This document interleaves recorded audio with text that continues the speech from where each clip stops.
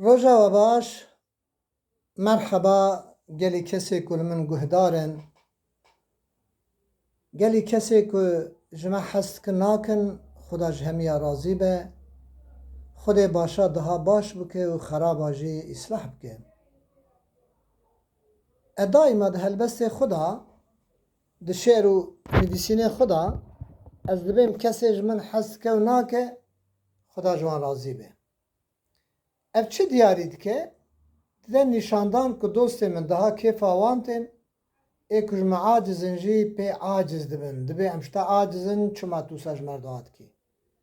Ê aciz û neacizin, Xuda ji hemiya razî be, rehem muşkîsî Xuda ye. Guhdarên delal. Îro em dixwazin behsa şairek, hunermendek, dengbêjekî Kurdî kevnar bikin. Min jiyana Evdalê Zeynikê weşand di YouTube'a Xuda. Rahmetiyê Şakirê Şêxela Şakirê berîh min ew jî şand. Rahmetiyê Resoyê Gopala min ew jî weşand. Rahmetiyê Hüseynê Orgunosî min ew jî weşand. Îşev jî, îro jî em ê behsa dengbêj Kawûs Axa bikin. Tev jî çûne ser dilovaniya Xuda, dîroka me bûn, zimanê me bûn, rastiya gelê me bûn, Xuda ji wan razî be ku heta cihekî me şandin û çûn em jî ana di xizmeta wan dane.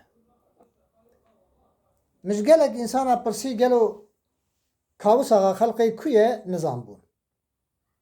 Min li Zaxo bi xwe pirsî, min got erge hûn bizanin Kawûs Axa ji kê dirê ez ê we xelat bikim, nizanîbûn. Heywax ku Kurd şair û hunermendê xwe nizanin ji kîjan welatiyê, li kîjan gundiyê, jiyana wan çawa çêbûye ya jî ji kîjan memleketî jî bes e. Îdî bi xêr û selamet hunermend û dengbêjê bi nav û deng Kawûs Axa, eva qebra wî gora wî ye, em ê hinkî bi kinayî behsa jiyana wî bikin. Di her çarperçê Kurdistanê da kesê ku Kawûs nas neke, bawer kî ji kurdîtiya wî şubhe dikim. Gere bizanbin. Çiqa Kurd hene, herkes gere bizanbin ku Kurd li ku dijîn, şair û hunermendê me li kunin, ev ya li ser me wacib e. Kawûs Axa ji gundê Herşemê hatiye dunyayê. Gundê Herşemê girêda ye bi navçeya Şeqlawa. O Şeqlawa jî girêda ye bi parêzgeha Hewlêrê eva Erbîlê ve ye. Belê. Sala 1889 li gundê Herşemê hatiye dunyayê. O sala 1936 koça dawî kiriye çûye bi rehma Xuda. Çar kurê wî hene: Ahmed, Muhammed, Abdullah û Cemîl. Cemîl saxe vanê din em lê xwedê kine. Bi rast texmîn dikim belkî jî ez xelet bim, yani her çar kurê yek saxe ji min tirê gotin Cemîl e. Bi rastî Kawûs Axa bilbilê Kurdistan e. Navê wî eslî Weysî ye. Kurê Ahmed, kurê Cemîl ji eşîra Herkiya ye. Ji qebîla mala Boyê ye û li gundê Herşem çahlkirin wê dirê jî wefat kir. Emirê vî xweşmêrî, vî dengbêjî û hunermendî 47 sal e. Gelo çima dibên Kawûs Axa? Ji ber ku rabûn û rûniştina wî digel mezinê eşîra û axalara bûye, loma dibêjin Kawûs Axa ew bixwe ji malbata axalara nîne. Çûn û hatina Kawûs Axa pir bi Fetah Axayê Herkî rabû.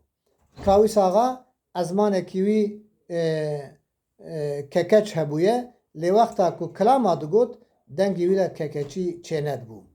Kawûs Axa şevbihêrkê Kurda da, li civîn û cemaetê wan da, li şahiya da bi dengê xwe Dawudî û zelal milletê coş dikir û wan kêfxweş dikir.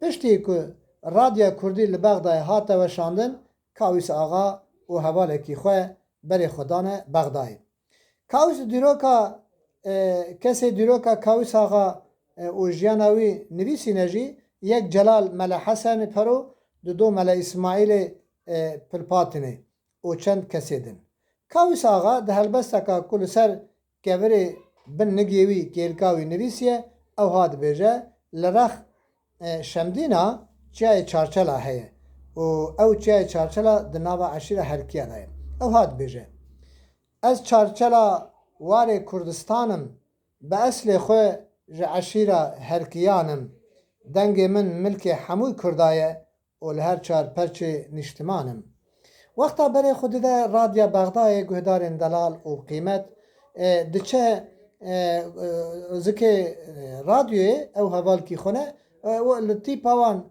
لبجنو بالاوان دنهیرن دنگ بج همو فقیرین یا وینا عجبین دبی کاتو او رادیو اوانا جی درد کونتین لکلکا رادیو اویه قهوه خانه کبویه لقهوه رودنین و اویا جناب سری خواه کلامک دو سیاد بیجه وقتا دنگ دچه خلق رادیو اف دنگی زلال اف دنگی داودی اف دنگی وها پیروزی خوش گلو کیه دبیجه داد کمن خواره بالا خودنه که او هر دو خورته کواتنه یک جوانه گو کرم کن غابو منزا و دنگی وها قا خوشه قصورا منه نیرن کاوسا تزبرن رادیو و درادیا بغدای دا کلام خو گود گو دارن دلال زمانه کیته بیرامن رادیو دگنده دا کم بون رادیو مالا مامی من هبو مالا مامی من فقه حسین اوانجی رادیو داتانی پنجره ملدنگ ایریوانی و ای کاوس آقا مگودارید کر هزار رحمه خدا لبتون حاضر جماعت مریه متماما و وان هنرمنده که وفات کنه دنگ بیجه وفات کنه